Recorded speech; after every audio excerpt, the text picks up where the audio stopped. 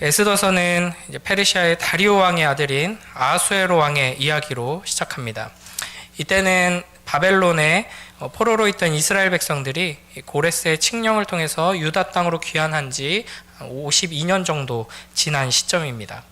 당시 페르시아는 인도에서 구스까지 넓은 땅을 127개 구역으로 나누어 다스리고 있었다라고 이야기합니다.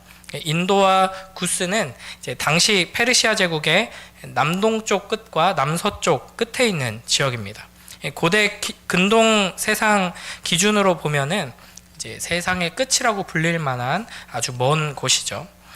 1절은 이렇게 아하수에로 왕이 세상의 끝까지 이어진 이 넓은 영토를 다스리는 왕이라는 것을 보여줍니다.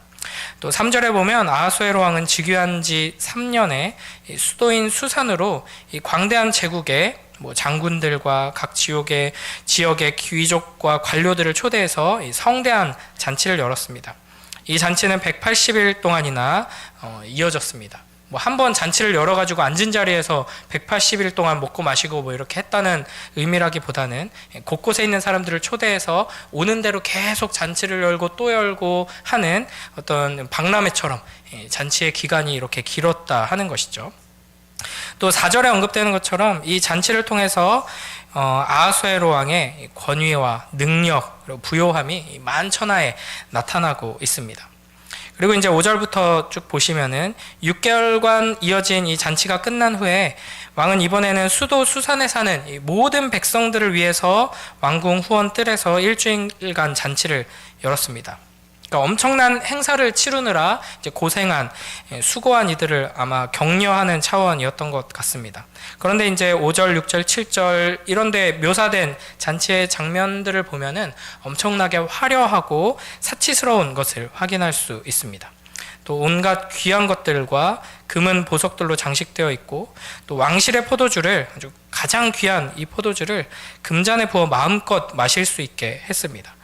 그러니까 그 제국의 곳곳에 있는 귀한 사람들을 다 불러서 180일 동안 잔치를 했음에도 불구하고 여전히 최상품의 왕실의 포도주가 남아있어서 백성들까지도 마음껏 먹고 마시게 했다. 이것을 통해서 이 제국이 얼마나 강력한 제국인지 그리고 이 왕이 얼마나 좋은 왕인지 이것을 보여주고 있는 것이죠.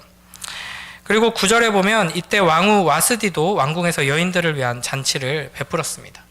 주로 이제 남자들과 여자들이 따로 잔치를 하는 문화였다고 합니다. 그래서 왕후 와스디는 또 따로 잔치를 베푼 것이죠. 10절부터 12절을 보시면 그런데 7일간 이어진 잔치의 마지막 날에 왕과 왕후 간에 문제가 발생합니다. 그러니까 왕이 포도주를 마시고 취해서 내시 7에게 명해서 왕후를 부릅니다.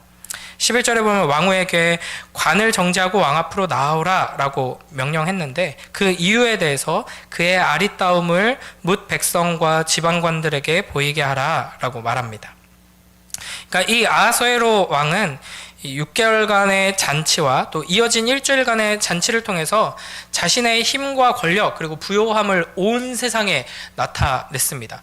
그러니까 이 고대 사회의 그런 인식을 생각해 보면 신적인 존재이죠. 그리고 모든 것을 가진 존재입니다. 그래서 자기가 자기의 것을 이 많은 장군들과 관료들에게 그리고 백성들에게 이렇게 베푼다. 그리고 내가 이렇게 강하다 하는 것을 보여주니 얼마나 이제 마음이 높아졌겠습니까? 그런데 그 마지막 시점에서 이제 자신의 아름다운 왕비를 자랑하고 싶었던 겁니다.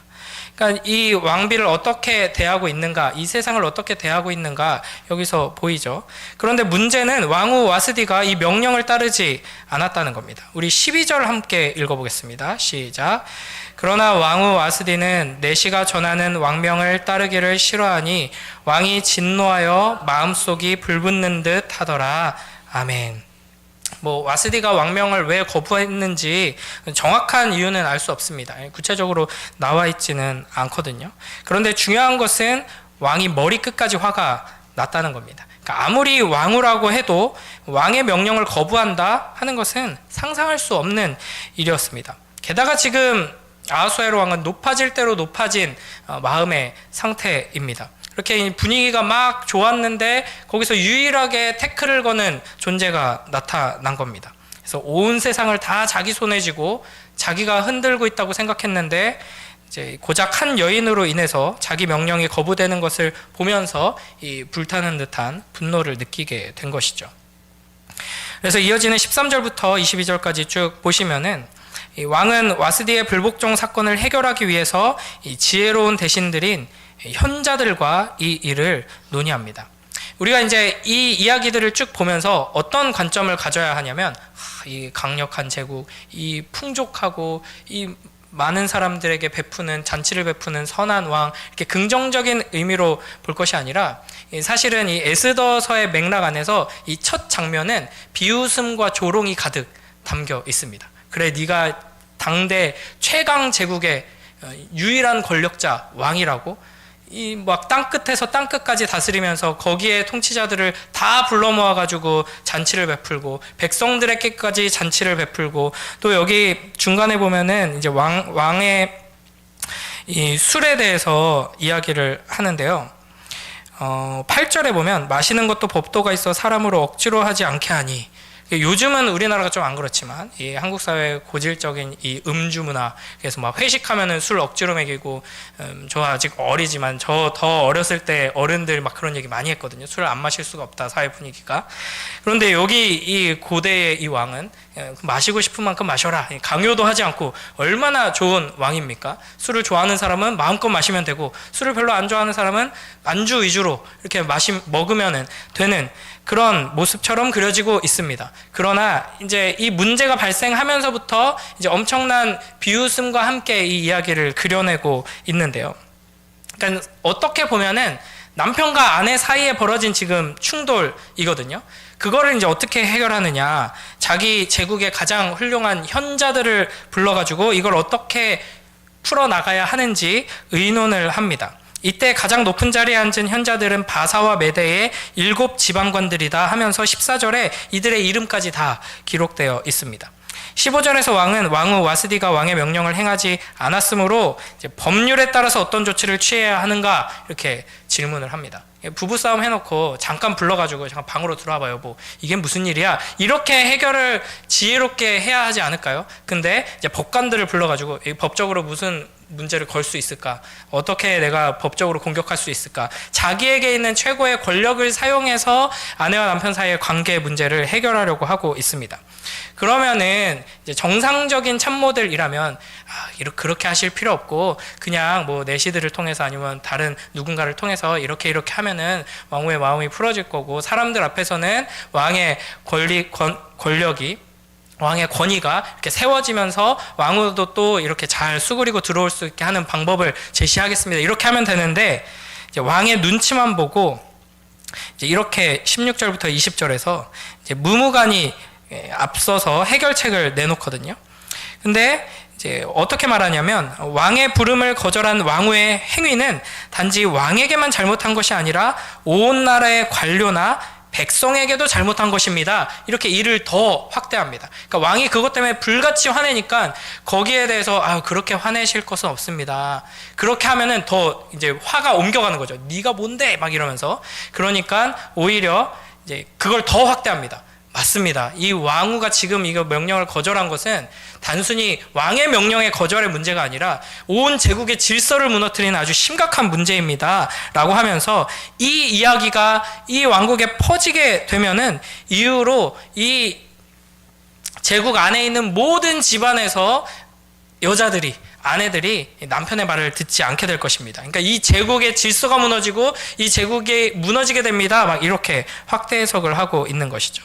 그래서 무무간은 2가지 처벌을 제안합니다. 첫째, 왕후가 다시는 왕 앞에 나오지 못하도록 명을 내리고 법률에 그것을 기록하여서 이제 절대로 변경할 수 없게 하십시오. 그리고 둘째, 왕후를 폐위하고 더 나은 자를 왕으로 뽑으십시오.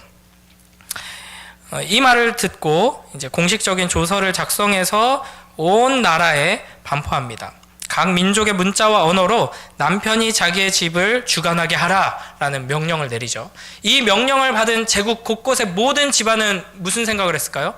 갑자기 이 명령이 왜 내려졌지? 그러면 소문이 안 퍼지겠어요? 왕후가 잔치 끝났잖아, 마지막에 왕이 멋지게 차려입고 나오라고 했는데 싫다 그랬대. 그거 열받아가지고 지금 온 제국에 이 명령을 내린 거야. 결국 이런 일이 벌어지게 되는 것이죠. 그래서 이 성대한 잔치 이후에 왕과 왕후의 충돌로 인하여서 결국에는 왕후의 폐위로 이야기가 끝이 나고 있습니다. 이 1장의 이야기를 우리가 잘 생각해 보면 광대한 제국을 다스리는 아수에로 왕의 성대한 잔치로 시작을 하죠. 그래서 당대 최고의 힘과 권력과 부와 명예를 가진 자로 나타납니다. 그러나 자기의 왕후, 아내 한 사람의 순종조차 이끌어내지 못하는 한심한 모습으로 끝이 나죠.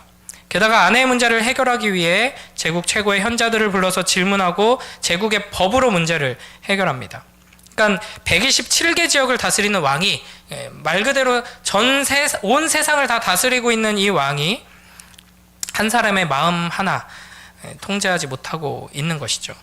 또 현자들 또한 왕과 왕후의 관계의 문제를 제국 전체의 문제로 확대하면서 왕의 기색을 살피며 왕의 입맛에 맞는 조언을 하고 있습니다. 그러니까 이 넓은 땅과 화려한 잔치가 있지만 지혜롭고 능력 있는 다스림이 없는 이제 무능하고 한심한 나라다 하는 것을 보여주는 것이죠. 이러한 시각이 우리가 이 세상을 보는 시각이 되어야 합니다. 이 세상에 화려해 보이고 모든 권력을 다 쥐고 있는 것 같은 어떤 인물들을 볼 때 우리는 두려워하고 경외하고 부러워하는 마음으로 볼 것이 아니라 그들이 실상 한 사람의 마음조차 움직이지 못하는 아주 의미 없는 힘을 가지고 교만하게 휘두르고 있을 뿐이다라는 일종의 비웃음, 진정한 힘이 어디에 있고 어디서부터 어떤 방식으로 나오는지를 아는 자에게서 나오는 그 여유와 비웃음으로 이 세상을 볼 수 있어야 하는 것이죠.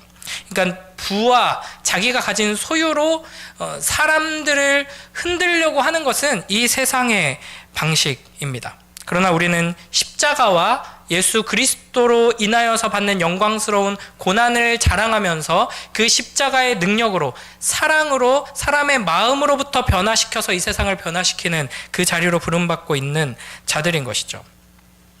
또 그 현자들 또한 일벌백계로 이제 법적으로 이것을 처리하여서 나라의 기강을 세우고자 합니다. 그래서 어떤 일종의 가부장제를 더 확고히 하는 조서를 내리는 방식으로 해결하죠.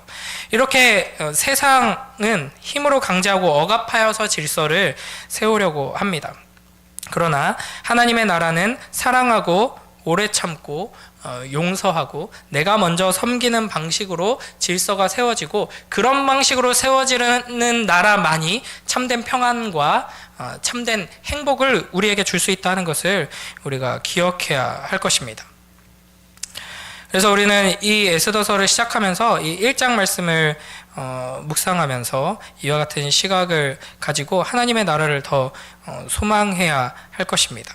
오직 여호와 하나님만이 온 세상을 선하신 뜻대로 통치하고 다스리십니다. 예수 그리스도만이 온 세상 모든 나라 모든 영역을 실제로 통치하고 다스리고 계시는 것이죠. 그러니까 하나님의 나라의 왕이신 예수 그리스도께서 이 세상의 왕들, 이 세상의 어떤 최강 제국이 가진 어떤 군사력보다 더 강력한 군사력으로 다스리시는 것이 아니라 전혀 다른 원리로 이 세상 가운데 하나님의 나라를 세우시고 우리 안에 진정한 사랑의 왕의 통치를 회복시키신다 하는 것을 우리가 기억해야 하는 것입니다. 또 이제 이 에스더서를 시작하면서 우리가 붙들어야 할 것은 인류 역사 속에 일어나는 크고 작은 일, 모든 일들이 왕궁에서 일어나는 일뿐 아니라 이름 없는 시골 마을의 한 집 안에서 일어나는 모든 일까지도 역사의 주권자이신 하나님의 뜻하신 바, 그 계획 안에서 일어난다 하는 것입니다. 그러니까 이 에스더서 이야기의 우리 대부분 전체 메시지를 알고 계시죠. 어떤 이야기가 펼쳐질지 알고 계십니다. 그런데 이 에스더를 시작하는 1장에서 일어나는 이 왕후 와스디가 폐위되는 일, 이게 뭐 하나님 나라와 상관없어 보이고 하나님과 상관없어 보이지만 하나님의 백성들이 주도적으로 뭔가 역사를 이루고 있는 현실도 아니죠. 그럼에도 불구하고 이 강력한 이방 제국의 왕궁에서 일어난 이 사건 또한 여호와 하나님께서, 우리의 아버지이신 하나님께서 계획하신 대로 지금 이끌어가고 계시다 하는 것을 보여주는 것입니다. 그래서 우리는 이 에스더서를 이제 쭉 보면서 하나님의 백성들을 위해서 이 역사를 주관하시는 역사의 주관자 아버지를 만나게 될 것입니다. 마찬가지로 우리가 살고 있는 이 세상, 이 사회, 또 모든 일상의 유일한 주권자는 오직 우리 아버지이신 하나님이시다. 모든 것이 하나님의 뜻과 계획 안에서 이루어진다 하는 것을 우리가 신뢰하며 나아가야 합니다. 뉴스를 볼 때 세계적인 어떤 사건들이나 우리 나라에서 벌어지는 어떤 일들, 내 인생에서 일어나는 여러 가지 일들 포함해서 모든 일들이 나를 사랑하시는 아버지 하나님의 주권 안에서 통제되고 있고 이루어지고 있고, 단순히 하나님이 해결해 주실 거야 정도가 아니라 하나님의 창세전의 계획 안에서 뜻하신 바대로 하나하나 이루어지고 있다 하는 그 인식, 그 믿음이 있어야지 우리는 담대할 수 있고 참된 신뢰 가운데 이제 믿음의 걸음을 걸어갈 수 있는 것입니다. 이 에스더서에서 나타난 주권자 하나님을 우리가 오늘 하루 깊이 묵상하며 그 하나님을 신뢰하는 마음으로 평안하고 기쁨 넘치는 하루 살아가는 복된 우리 모두가 되길 주님의 이름으로 축복합니다. 기도하겠습니다. 하나님 아버지 감사합니다. 이 새벽에 또 에스더서의 이 말씀을 통하여서 역사의 주관자이신 하나님을 또 바라보게 하시니 감사합니다. 우리가 살아가는 이 세상 현실 속에서는 권력을 가진 자가, 정권을 가진 자가, 군사력을 가진 자가 이 세상을 통치하고 흔들 수 있는 것처럼 보이지만 오직 여호와 하나님의 뜻 안에서 모든 일들이 이루어지고 있음을 우리가 믿게 하시고 믿음의 눈을 들어 보게 하시고 우리의 삶을 주관하시고 보호하시고 인도하시는 그 하나님으로 인하여서 참된 평안과 기쁨으로 충만한 삶을 살아갈 수 있도록 우리를 붙들어 주시옵소서. 감사드리며 예수님 이름으로 기도드립니다. 아멘.